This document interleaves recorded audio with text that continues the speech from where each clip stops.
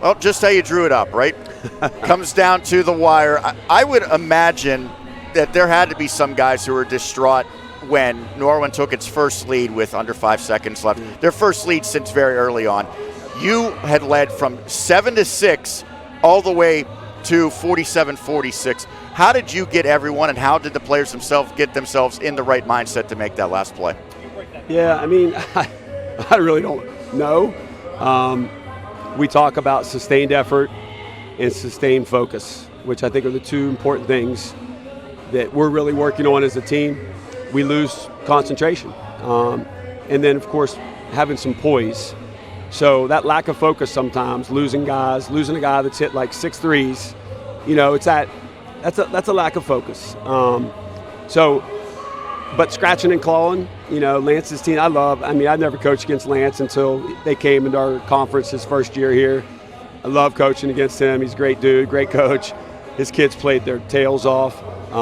We were able to find a way. That's 2 double overtime games and game winner right down the nail. So I'm hoping, even though it's tough and we were not real pleased with the way we executed tonight, finding a way to win is something definitely we didn't do much of early in the year last year. So we've come a long way.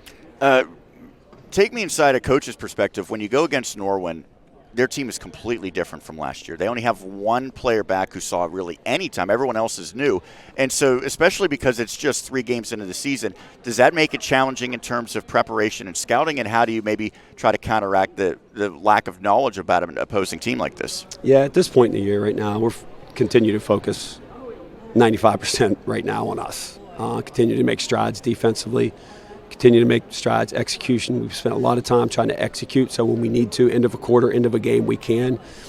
3 up is something we run all the time. We had space with a kid that can go.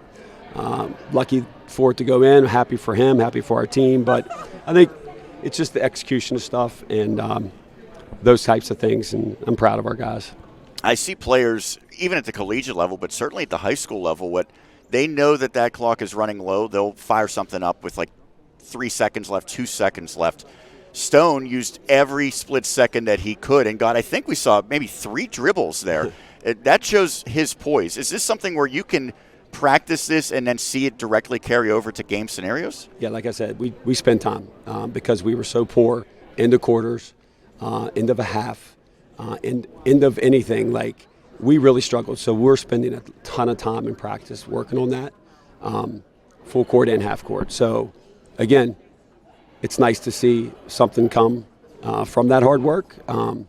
Sometimes it doesn't look like it's going to happen, but today, at least, it paid off.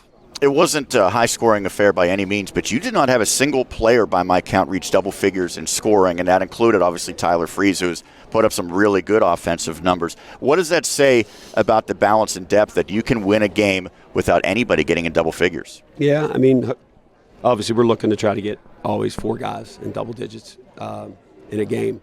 But, again, this was just about scratching and clawing and finding a way. A rebound here, a stop here.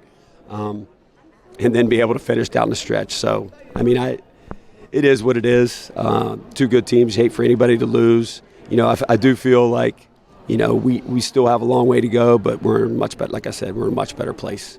I think sometimes too, we had guys out there just trying to get things themselves, and we're not that kind of team. We got to play 5 connected, and sometimes guys, mainly probably because of confidence they have in their abilities, sometimes just try to go get a shot.